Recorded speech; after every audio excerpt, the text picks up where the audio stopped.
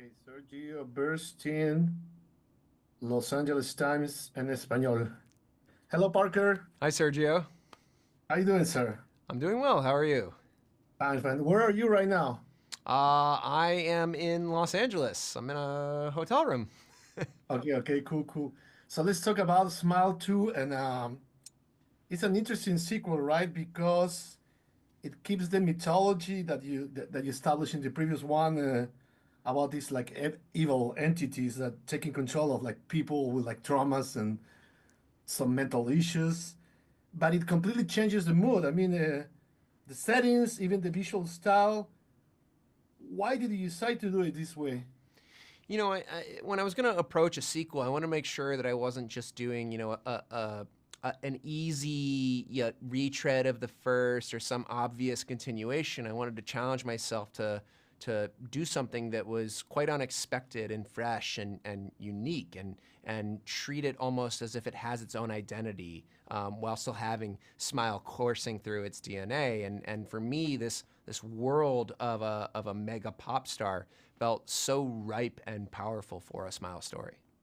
And because of the mega star and everything, it has the potential to make it more appealing than the previous one, right? Because people will care more for a pop star than for a psychiatrist. I don't know for good or for bad.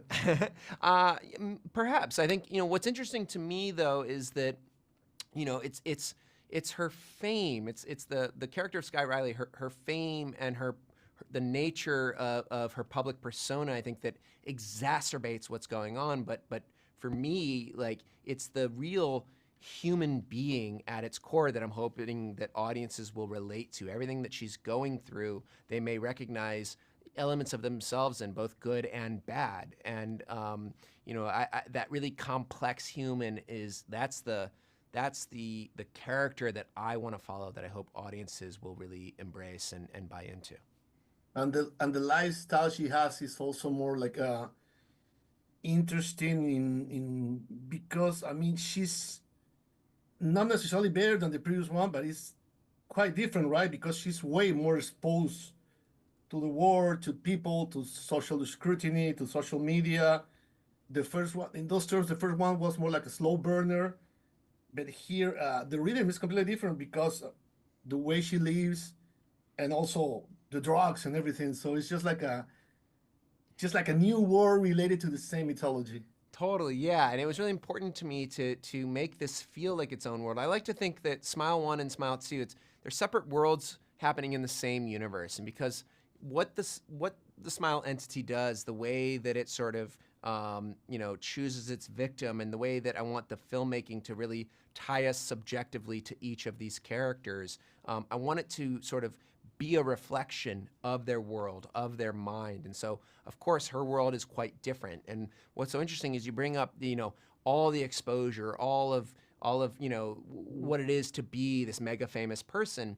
She's surrounded by people all day, every day, and yet she's the loneliest person in the world, and she has all this privilege and wealth and fame, and yet she has no agency in her life. She's sort of being suffocated by her own celebrity, and these were really interesting motifs for me to explore. And there's also like two characters. They're all like quite different, but they're also women. So they're women that they're all involved in like in jobs that they're completely different than the one that you had. So that was interesting for you too in terms of like I suppose like research and just like trying to get into their minds. I mean, not only female minds, but minds of people that do like different stuff that you do, right? Definitely. When I'm writing, when I'm approaching writing a script, I always really want to like throw myself into research and do a real deep dive and sort of live in the world of the character that I'm basing the film around. And for the first one, certainly it was all about Rose and people who work in real emergency psychiatric wards. And so I did as much research as I could about that because I wanted to ground that and make it feel real. And for this one, I consumed every documentary, every essay, every interview, every article I could about pop stars and some of these women, because I wanted to build credibility and really, again, ground the audience in this believable, real character before all the extraordinary supernatural stuff starts happening. Sure, sure. And this movie is like, as I said, has a different rhythm than the previous one, and it's also way more violent. I just talked with like Damien Leon, the guy who created like a Terrifier.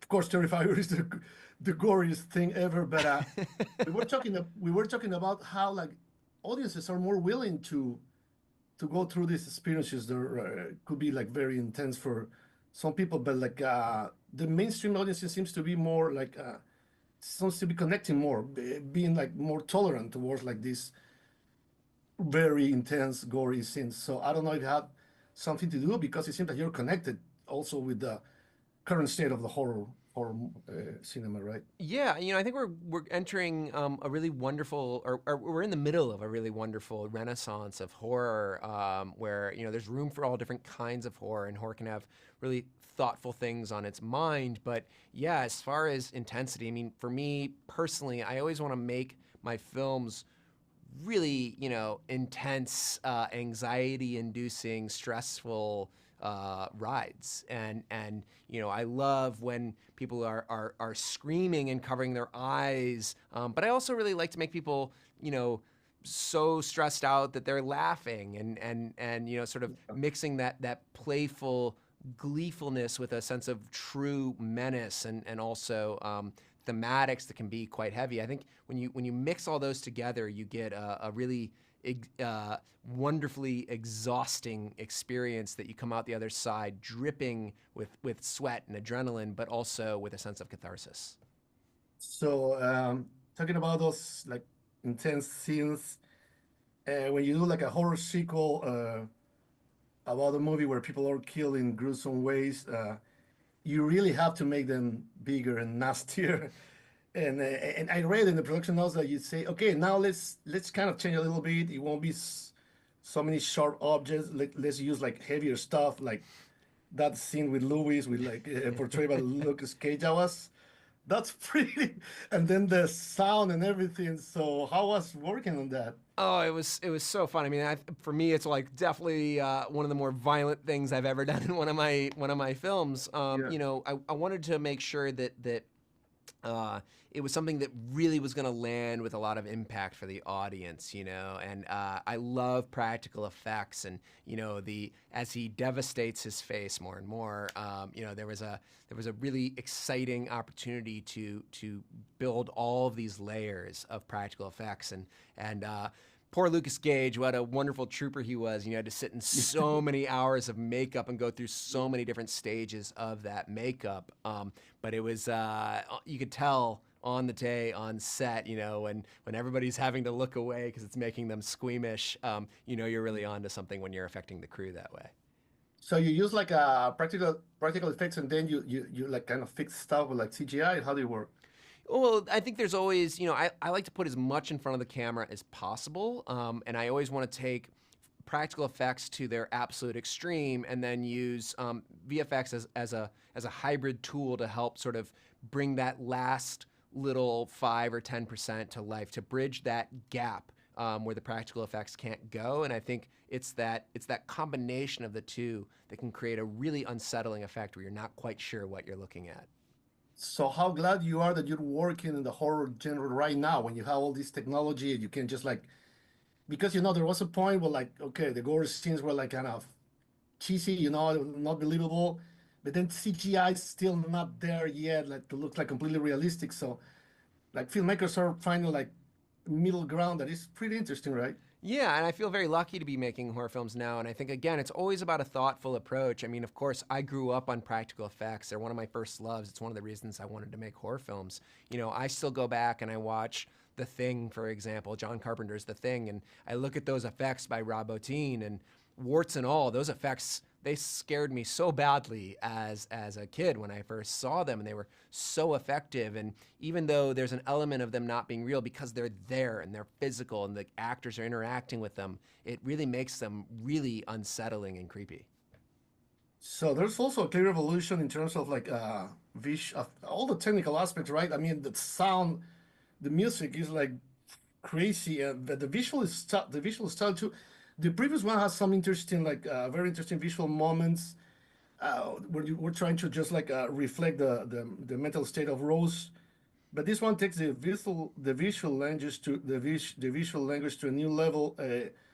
How was that progression for you, and what were your like references for this movie? You know, it was very exciting to get to make a film. You know, the first film had a modest budget, and this one still a modestly budgeted film, but we had a more budget this time around, and I really wanted to utilize that to make a film that felt bigger in every way. Of course, we're still trying to fit a 10-gallon movie into a 5-gallon bucket. Always, I always want to punch above my budget weight and beyond our schedule.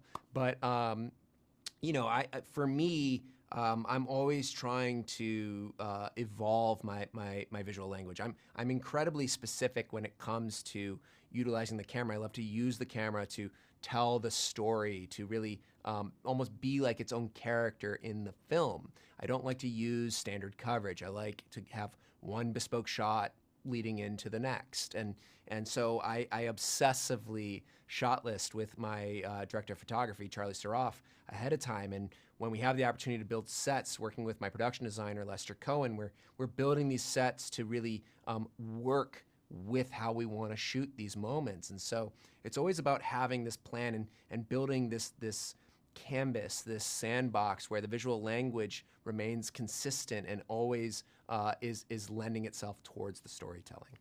So we have to talk about Naomi Scott. She's amazing. Her role is so demanding. Of course, she's like a pop star, so she know how to sing and dance and everything. But here she's like she goes through a lot, right?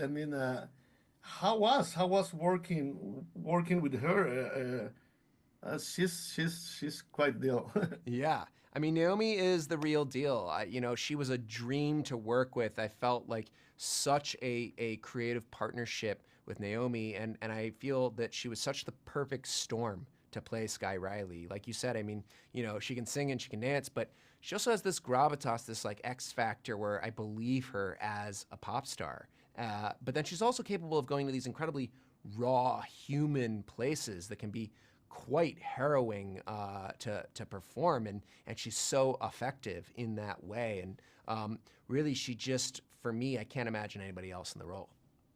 And then you were able to direct her very well. I mean, that's interesting too. Your work with the actors, right? You're like a Absolutely. Yeah, for me, it's one of the most important parts of the whole thing is really curating these performances. And again, it was really about that partnership. You know, her character Sky is in almost every scene of the film, and it's always about really curating what she's doing, being in constant dialogue with one another, and really, you know, forming this trust between each other. And I couldn't be more pleased with the result. And I can't wait for people to see what Naomi does in this film. sure.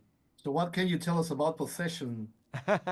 um, well, I can't say much at the moment, other than the fact that you know, Possession is one of my favorite films of all time.